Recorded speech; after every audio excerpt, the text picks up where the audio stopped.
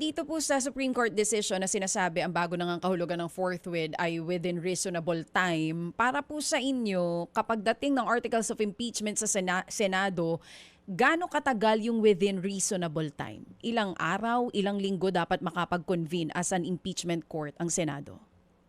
Well, kung magbabatay ho sa decision po mismo, hindi ho nakabatay sa prosecutor ho yung sagot nun, kundi nakabatay po sa Senado ho mismo bilang kapulungan. No? Batay ho doon sa panahon ng pagkaka-transmit po sa kanila. But to be clear, hindi po ibig sabihin nito na hindi po magkakaroon ng trial, kundi ibinibigay lang ho sa Senado yung pong pagpapasya kung kailan po ito magko-convene. No? So, we will leave it to them to make that determination if that is what the Supreme Court had stated in that particular decision po. Oo. Pero what's the acceptable timeline para sa'yo? Kung ikaw lang po ang tatanungin namin, Congressman.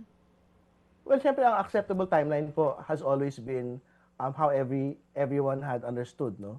The meaning of forthwith, which means as soon as it gets transmitted to them, sana po agad-agad ay makapag-convene na po yung Senate Impeachment Court. Oo. At kung hindi po sila agad mag-convene o para sa inyo magkaroon na ng unreasonable delay, may possibility po ba na iakyat nyo ito sa Supreme Court? Paano po?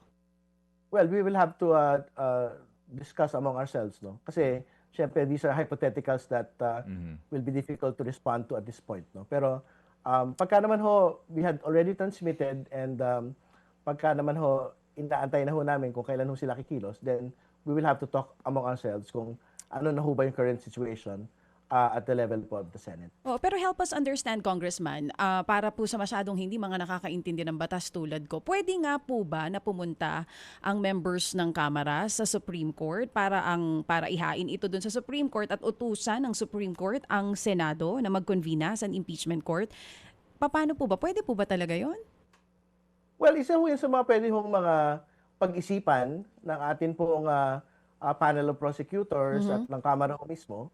But again, kung hindi pa naman ho yan ripe to make that particular action, no?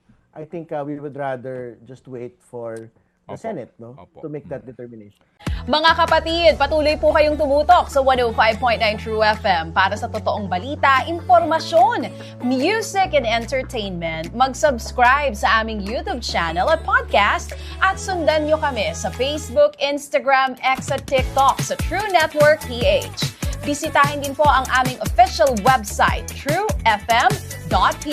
At panoorin din kami sa True TV Signal, Channel 19. Kami po ang 105.9 True FM. Laging true sa'yo, kapatid.